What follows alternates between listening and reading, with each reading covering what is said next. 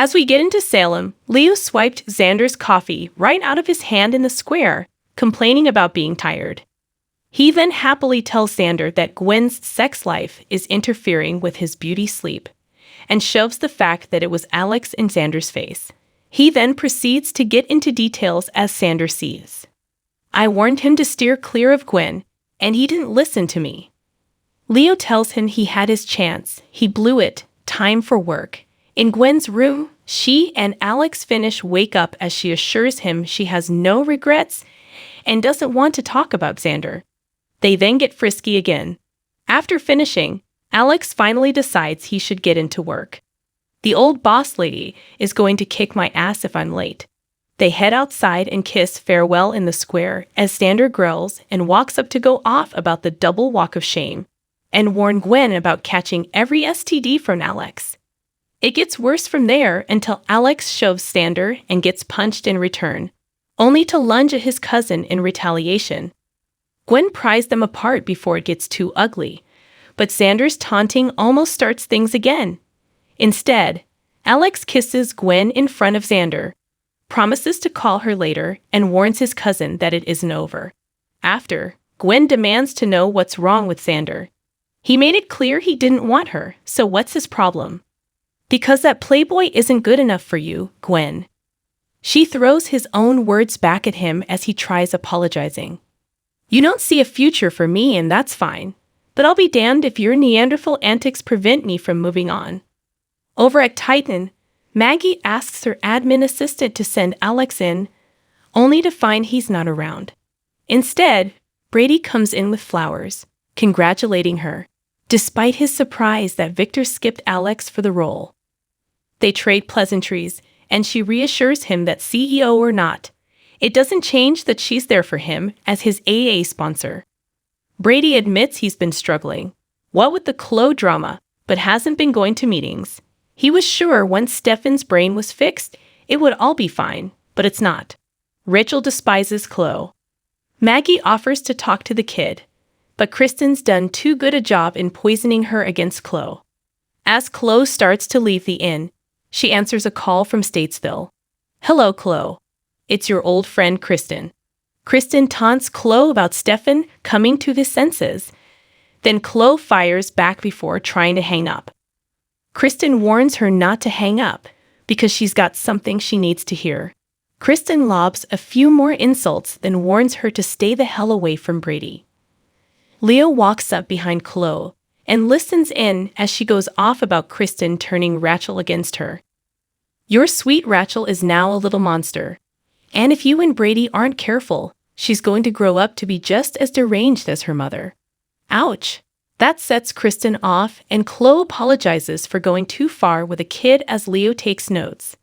After Chloe hangs up, Leo gleefully tells her she's going to be on the gossip page as she begs him not to print what he heard. As he's trying to write in his room, Chloe comes banging on his door, asking him again not to print his column. She's desperate. How desperate? She tries handing a wad of cash to Leo and tells him to do the right thing for once and not hurt an innocent child. She made a mistake. She regrets it. Now what will it take to shut him up? He wants some threads from Basic Black's new men's line. Wanted everything from the collection in his size. Chloe storms out to call Nicole and ask for his demands. After getting off the phone, she sees Stander sulking on the bench and asks what happened. He tells her about what happened, and Chloe goes off about fighting over someone as sleazy as Gwen, especially as she's friends with Leo. Xander convinces Chloe to tell her why Leo's blackmailing her.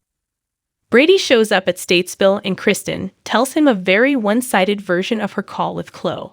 He's got a picture from Rachel that she drew but won't give it to Kristen until he gets something from her. He'll give her the drawing once she helps him convince Rachel to ease up on Chloe. Not fair trade. Keep the picture. He then warns Kristen that he can withhold a lot more. The pictures is just a symbol of what you could lose. If she doesn't help him, she'll never see Rachel again. Abe and Paulina meet up at the Brady pub for breakfast, and she orders a meal fit for a queen to celebrate Bella's success in throwing the case out. Sloane the Devil herself Peterson is out of our lives. Forever.